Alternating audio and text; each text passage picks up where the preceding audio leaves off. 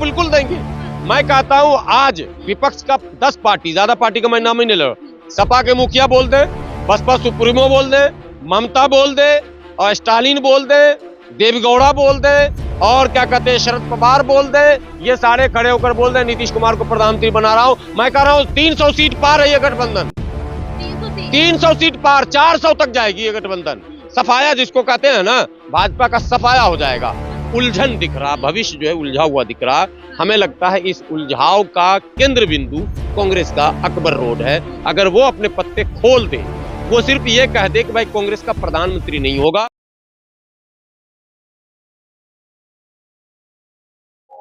नमस्कार, मेरा नाम है रितेशना मंगवाना। 2024 के आगामी चुनाव जिसमें प्रधानमंत्री कह चुके हैं कि 140 करोड़ की जनसंख्या उनके साथ है, पूर्ण बहुमत से जो है वो फिर से बीजेपी सरकार के साथ आने वाले हैं।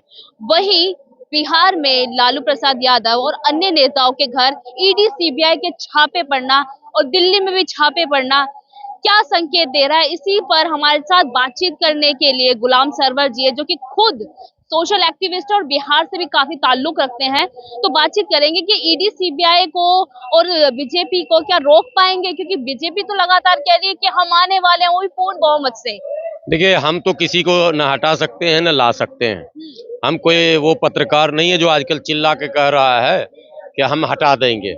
जनता लाती है, जनता हटाती है, और लोकतंत्र में जनता के ही पास ये शक्ति है। बिहार के विषय में और दूसरे राज्यों के विषय में मैं इतना जरूर कहूंगा कि बिहार में भारतीय जनता पार्टी का दाल नहीं गलेगा। बाकी राज्यों की बात अभी मैं नहीं कर सकता, लेकिन निश्चित तौर पर बिहार में गठबंधन की सरकार जो अभी चल रही है नीतीश कुमार जी के नेतृत्व में, उससे वहां की जनता संतुष्ट है। वहां इन लोग धार्मिक उन्माद फैलाना चाहते हैं, जातिवाद फैलाना चाहते हैं, अराजकता फैलाना चाहते हैं, मगर वो इसमें सफल नहीं होंगे। वहां लोकसभा चुनाव में लोगों ने मन बनाया है कि हम गठबंधन के प्रत्याशी को वोट देंगे।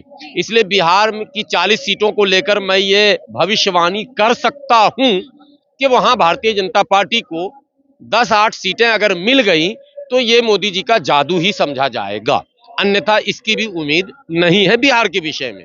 बाकी राज्यों की स्थिति थोड़ी अलग है। बिहार में जो गठबंधन है वो फुल्ली सेटअप है, अंडरस्टूड है, कहीं से कोई परेशानी नहीं, कोई दिक्कत नहीं। उत्तर प्रदेश में क्या है, बसपा ने, बहन जी ने ऐलान कर दिया कि मैं अकेले चुनाव लड़ूंगी, और यदि वो अकेले चुनाव लड़ती हैं और सपा कांग्रेस से या सपा किसी और से मिलकर चुनाव लड़ती है, तो वैसी परिस्थिति में वोटों का बंटवारा होगा और भारतीय जनता पार्टी के लिए रास्ता निकलेगा। खास करके कुछ आपको पता है मुस्लिम पार्टियां भी मैदान में, पीस पार्टी, MIM, तो वोटों का बंटवारा होगा जो भारतीय जनता पार्टी के लिए लाभकारी पहले भी सिद्ध हुआ है, आने वाले दिनों में भी 24 में सिद्ध होगा। तो यदि उत्तर प्रदेश में भी वोटों का बंटवारा रोकना चाहते हैं, ध्रुवीकरण की राजनीति रोकना चाहते हैं, तो जो भारत का मूल निवासियों का मूल मुद्दा है, वो मूल मुद्दा है रोजी रोटी, पढ़ाई लिखाई, अधिकार, भागीदारी। आज भागीदारी पर बातें कम हो रही है और धर्म पर बातें ज्यादा हो रही हैं। धर्म से ध्रुवीकरण और ध्रुवीकरण से सत्ता के शिखर पर भारतीय जनता पार्टी जाएगी। सुशासन की बात जहां तक है, सुशासन में जो न्याय के साथ विकास का जो नारा है, उसको पूरी तरह से नीतीश सरकार धरातल पर उतार चुकी है, और वो दिखता है बिहार में कहीं ना कहीं कि न्याय, कोई वर्ग अछूता नहीं है। दलित हो, महादलित हो, पिछड़ा हो, महापिछड़ा हो, हाशिए पर खड़ा कोई बिरादरी भी अगर बिहार में है, तो उसके लिए भी नीतीश सरकार ने योजनाएं बनाई है। इसलिए नीतीश कुमार, मैं समझता हूं, इस समय सबसे फिट लीडरशिप है। लेकिन मान लीजिए कि नीतीश के नाम पर सहमति अगर नहीं होती है, प्रधानमंत्री को चुनौती दे पाएंगे? प्रधानमंत्री को अरे बिल्कुल देंगे। मैं कहता हूं आज विपक्ष का 10 पार्टी, ज्यादा पार्टी का मैं नाम ही नहीं ले रहा, सपा के मुखिया बोल दे, बसपा सुप्रीमो बोल दे, ममता बोल दे, और स्टालिन बोल दे, देवगौड़ा बोल दे, और क्या कहते हैं शरद पवार बोल दे, ये सारे खड़े होकर बोल दे नीतीश कुमार को प्रधानमंत्री बना रहा हूं। मैं कह रहा हूं 300 सीट पार है ये गठबंधन, 300 सीट पार, 400 तक जाएगी ये गठबंधन। सफाया जिसको कहते हैं ना, भाजपा का सफाया हो जाएगा। पर वही बीजेपी वाले कहते हैं, बीजेपी के नेता, कि हम अगर अपनी पार्टी से एक लकड़ी भी खड़ी कर दे ना वो भी जीत जाएगी। आप नीतीश कुमार की बात करें। देखिए, माननीय गृह मंत्री जी ने कहा ना 400 पार का मेरा लक्ष्य है, वो सफल होंगे इसमें। क्यों सफल होंगे? कांग्रेस अड़ी हुई है कि मैं अलग लड़ूंगा, मैं प्रधानमंत्री मेरे पार्टी का होगा, राहुल जी हो या कोई भी हो। सपा भी कुछ पत्ते नहीं खोल रही कांग्रेस है। ये भी कह रही है कि हमारी जो है और समुदाय से और पार्टियों से बातचीत भी हो रही नहीं है। हो रही, कहीं नहीं हो रही, झूठ बोल रही कांग्रेस। कांग्रेस झूठ बोल रही। कांग्रेस को ऑफर दिया नीतीश कुमार जी दिल्ली आए, बात हो रही तो कहाँ हो रही है? झुग्गी में हो रही है, झोपड़ी में हो रही है, गुफा में हो रही है। अरे मीडिया में आकर बोलिए ना, किस किस से आपको गठबंधन करना। बुलाया तो ना, सुप्रीम नेता ने बोला कि हमारी बात हो रही है। बिल्कुल झूठ बोल रहे हैं कांग्रेस के लोग। सलमान खुर्शीद को बिहार बुलाया गया था, बुलाया तो गया था दबंग नेता को, लेकिन कांग्रेस ने उठा के फेंक के सलमान खुर्शीद साहब को भेज दिया। वहां सारे विपक्ष के लोग मौजूद थे पटना में। वहां सलमान खुर्शीद साहब ने कहा कि आई लव यू कोई बोले तब तो हम कुछ बोले। वो बयान आपको याद होगा। तो पहले आई लव यू तो नीतीश कुमार जी बोल चुके हैं, तेजस्वी जी बोल चुके हैं, आपको जीतन राम मांझी जी बोल चुके हैं, आपको बिहार के सभी नेता बोल रहे हैं। लेकिन आई लव यू बोलने का मसला नहीं, मसला यह है इनके नियत में खोट है।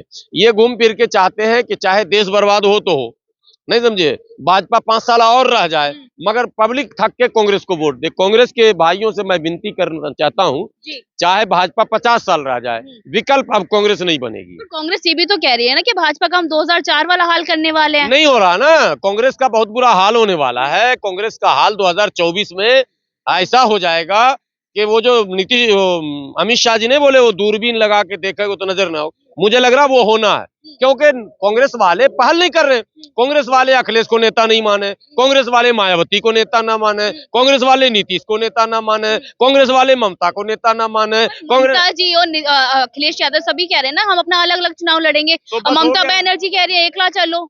वो ममता बनर्जी एकला चलो, बहन जी एकला चलो, नीतीश जी एकला चलो, कांग्रेस जी एकला चलो, तो चलो ना। फिर तो 400 सीट आ गया, फिर तो भाजपा जीत गई, ऑटोमेटिकली जीत गई। आपको लगता है समाजवादी ये छोटी छोटी पार्टियां हराएंगी? अरे तो कांग्रेस ही इनको नहीं, केंद्र में तो कांग्रेस कहाँ ही पर है हराएगी। कांग्रेस? किस चिड़िया का नाम है? यूपी में कांग्रेस है कहीं पर? कोई है? एक सीट भी है लोकसभा में। बिहार में कहीं पे कांग्रेस नजर आ रहा है? अगर लालू जी का सहारा ना मिले तो कांग्रेस की चिड़िया भी नजर ना आए। उड़ीसा में कांग्रेस कहीं नजर आ रही है, बंगाल में नजर आ रही है, आपको त्रिपुरा भी 4 राज्यों में हुआ ना, पूरे पूर्वोत्तर में, नागालैंड, सिक्किम। लालू जी भी तो अब घेरे में ना, ये सीबीआई ईडी के घेरे फर्क में नहीं पड़ता, जनता घेरे में नहीं ना, वोट तो डालेगी ना जनता।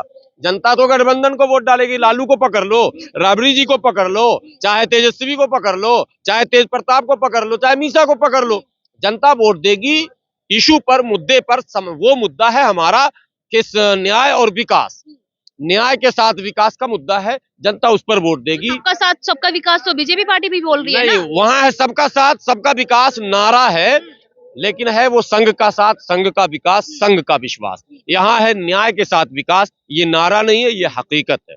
हकीकत में और नारे में फर्क होता है। वहां नारा है, नीतीश कुमार के यहाँ हकीकत है।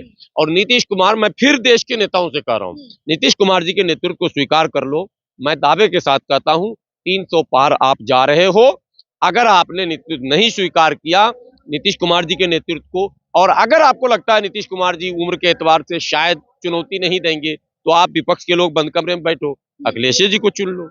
अरे किसी एक को तो लाओ। है आपके पास जो 2024 में रोक देंगे भाजपा को? भाजपा क्या है? कांग्रेस से बड़ी पार्टी है, बहुत बड़ी पार्टी। 400 कुछ सीटें राजीव गांधी की थी, 400 कुछ सीटें, और कहां चली गई आज? विपक्षी एकता जब भी हुआ है तब तब ये जो निरंकुश सरकारें हैं उन पर अंकुश लग गया, ये इतिहास है। तो अगर मौजूदा सरकारें, जिसको निरंकुश कहा जा रहा है, इसके लिए विपक्षी एकता ही एक वाहिद रास्ता है, दूसरा कोई रास्ता नहीं। कांग्रेस विपक्ष में नहीं है, कांग्रेस तो भाजपा के साथ है इस समय। भाजपा के साथ अगर ना होती तो पहल करती, विपक्षी एकता की पहल करती। अभी जब राहुल गांधी जी पर ईडी का माने ये हुआ तो पूरे कांग्रेस के लोग निकले मैदान में, और उन्होंने कहा कि संविधान खतरे में है, एजेंसियों का गलत इस्तेमाल हो रहा है, ईडी का गलत हो रहा है, सीबीआई का। यही कहा ना। मनीष सिसोदिया को जब पुलिस पकड़ के ईडी ले गई तो वहां भी यही आरोप लग गया। तो जब यही आरोप यहाँ भी, यही आरोप यहाँ भी, और यही आरोप आरजेडी वहां लालू जी में लगा रही है, तो आप सब तीनों एक क्यों नहीं हो रहे भाई? अगर संविधान खतरे में है, लोकतंत्र खतरे में है, अगर ईडी का गलत इस्तेमाल हो रहा, अगर सीबीआई का गलत इस्तेमाल हो रहा, अगर सरकार निरंकुश हो गई है, तो जब सबका नारा एक है, सबकी बीमारी एक है, तो दवा एक होगी ना। दवाई अलग अलग ले रहे हैं, अस्पताल का पता अलग अलग बता रहे हैं। सभी पार्टी विपक्षी पार्टी कह रही है हम बातचीत कर रहे हैं, हमारी बातचीत हो रही है। बोलते बोलते ही चुनाव आ जाएगा। आज आपको बता दे रहा हूँ, बोलते बोलते अभी क्या हो रहा है, हर राज्यों में अभी तो राज्य के चुनाव और आने हैं। अभी राजस्थान के होने, मध्य प्रदेश के होने, छत्तीसगढ़ के होने, पता आपको। अभी जो पूर्वोत्तर के 4 राज्य के चुनाव हुए, उसमें इन विपक्षियों ने ही भाजपा को मौका दिया। ममता बनर्जी लड़ गई चुनाव, खूब वोट काटी दबा के, कई और पार्टियां घुसी उसमें। नतीजा क्या हुआ, न कांग्रेस को मिला सफलता, न ममता को मिला सफलता, न कम्युनिस्ट को मिला सफलता। क्षेत्रीय पार्टियों को 1-2 स्टेट में कुछ कामयाबी मिली, लेकिन कुल मिलाकर वो तीनों राज्यों में भाजपा समर्थित ही सरकार हो गई। त्रिपुरा में तो पूर्ण बहुमत की ही सरकार हो गई।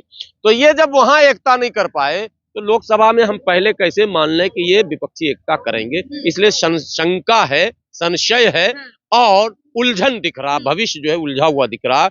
हमें लगता है इस उलझाव का केंद्र बिंदु कांग्रेस का अकबर रोड है। अगर वो अपने पत्ते खोल दे, वो सिर्फ ये कह दे कि भाई कांग्रेस का प्रधानमंत्री नहीं होगा, आओ सब बैठते हैं, हम देखते हैं अनुभव के आधार पर। प्रधानमंत्री के लिए कांग्रेस भी कह रही है कि राहुल गांधी होने वाले हैं। बस वही तो खेल बिगड़ रहा है। राहुल गांधी होंगे प्रधानमंत्री, अखिलेश जी भी होंगे प्रधानमंत्री, नीतीश कुमार जी भी होंगे प्रधानमंत्री, शरद पवार भी होंगे प्रधानमंत्री, ममता बनर्जी भी होंगे प्रधानमंत्री, बहन जी भी होंगे प्रधानमंत्री। मैं तो कहता हूं ओवैसी साहब भी होंगे। टक्कर कौन देगा मोदी जी का, क्योंकि चेहरा उनका ब्रांड माना जाता है। ऑटोमेटिकली हो गया ना टक्कर। जब 19 प्रधानमंत्री लेकर आप जाओगे तो भाजपा को कहां हरा पाओगे। इसलिए मोदी जी का तो लाइन क्लियर है, बिल्कुल धड़ाधड़ 100 के स्पीड में गाड़ी भाजपा की भागती रहेगी। जब तक एक 1-to-1 लड़ाई नहीं होगी, मोदी जी के सामने एक चेहरा और उस चेहरे के पीछे अनेकों चेहरा, बस लड़ाई जीत जाइएगा आप। मगर ये कहते हैं एक चेहरा होगा ही नहीं, एक चेहरा ही चुनने में ये परेशान है बेचारे।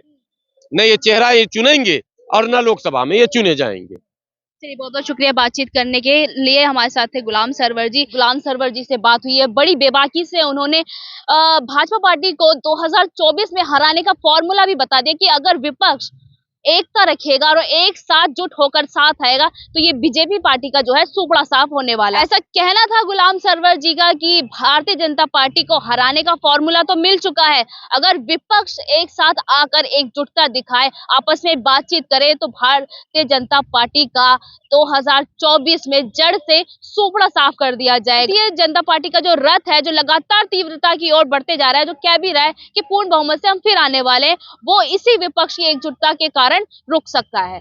बहुत बहुत शुक्रिया। अगर आपको ये वीडियो अच्छी लगी तो शेयर करें, कमेंट करें, लाइक करें।